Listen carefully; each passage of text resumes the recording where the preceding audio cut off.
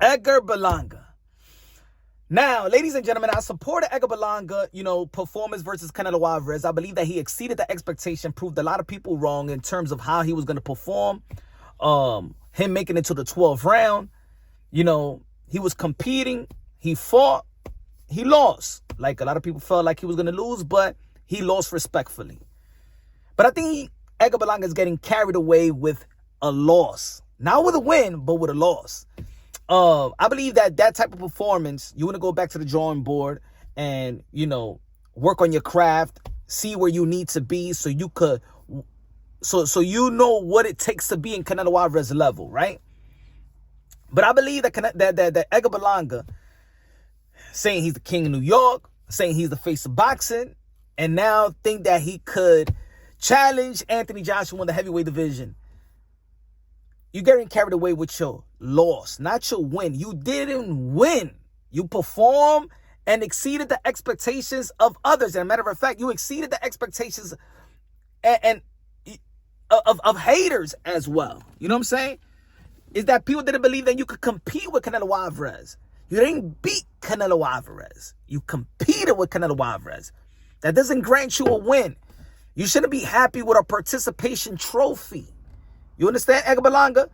Again, I like how Edgar Berlanga performed. I like how Edgar Berlanga carried himself leading to the fight because he didn't let the big event, the mega event, and the platform of Canelo Alvarez overwhelm him. You know what I'm saying? His team did a good job in sheltering him from enhanced nervousness or a bunch of rappers in the locker room or whatever, but like 30 people in the locker room. He didn't have none of that going into the Canelo Alvarez fight. But you can't go around acting like you won. You know what I'm saying? I think that Edgar Berlanga is acting like he won. Yeah, maybe he won in the bank account, but I don't want him to go into this mentality thinking that losing is okay, that losing has you like a winner. I'm gonna be I'm the face of boxing already. I'm the king. Look, you didn't win. You know what I'm saying?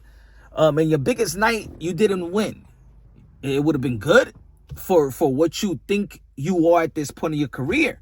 But people just gonna see you as a guy that they could make money off, not a guy that they could enhance their legacy with. You understand, Edgar Berlanga? Right now they're looking at the Puerto Rican fan base, and you had a lot of Puerto Ricans that was hating on you, and I didn't even like that. I didn't like all these Puerto Ricans that was hating on Edgar Berlanga when he's putting Puerto Rico on his shoulder and representing and Puerto Rico like no other Puerto Rican fighters right now outside of Amanda Serrano. But you gotta not act like you lost, not act like a loser and be down on yourself.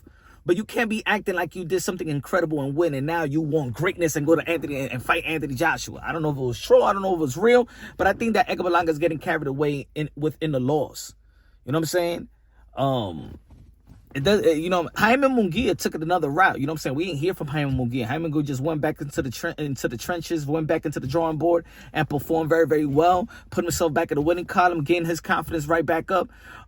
Even Caleb Plant ain't saying that, took his loss, went back to the drawing board, came out and had a great knockout victory versus Darrell. You know what I'm saying? People take their losses and they go into and go back to look at Anthony Joshua. Anthony Joshua lost to Andy Ruiz, was searching just to be great. He wasn't parading like he did it. You know what I'm saying? Even though that he was a champion, right? But I'm just saying that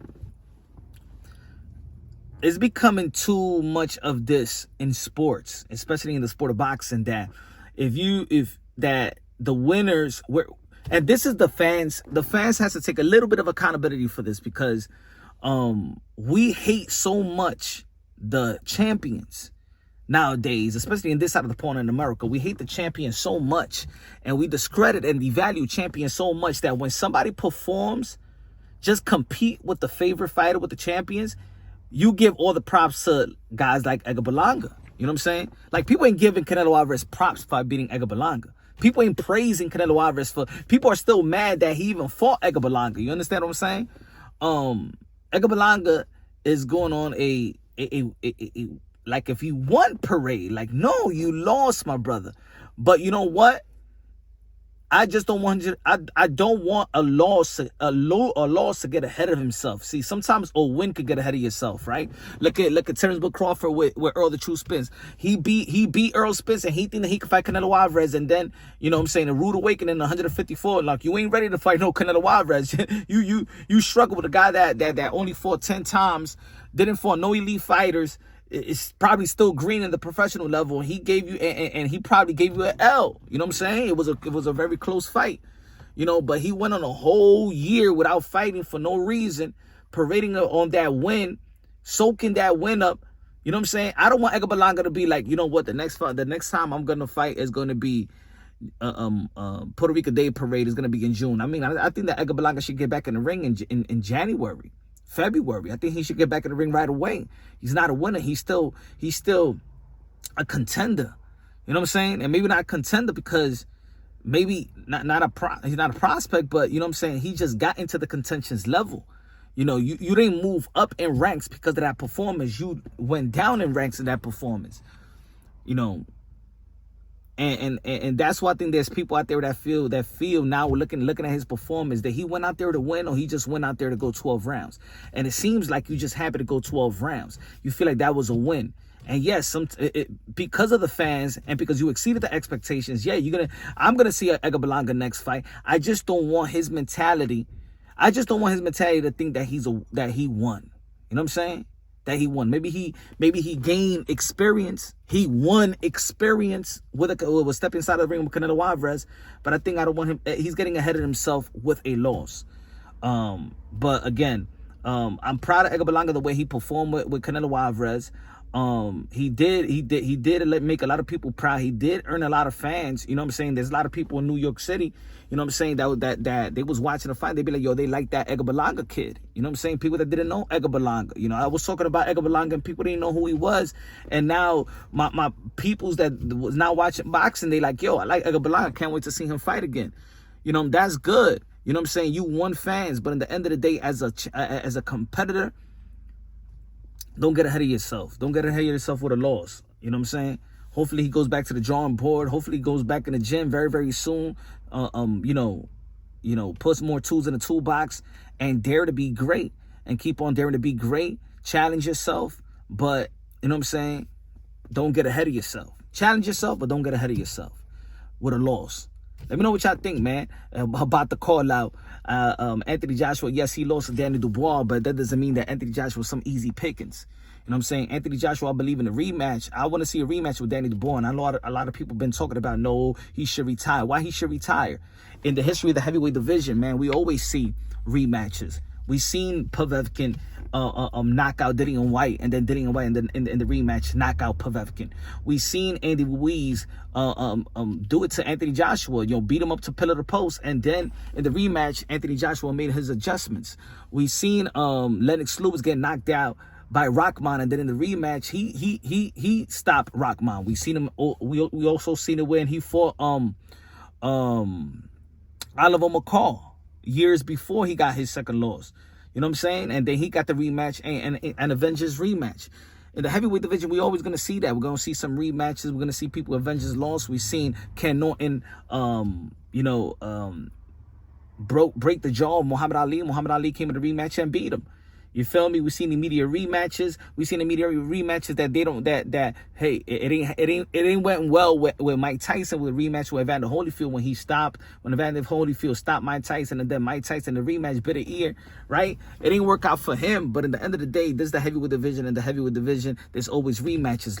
Look at how in the second fight of Deontay Wilder and Tyson Fury beat him for pillar to post. People didn't even think that it should be a rematch. And then in the trilogy, that's one of the best rematches and one of the best heavyweight fights that we've seen of this era. You know what I'm saying?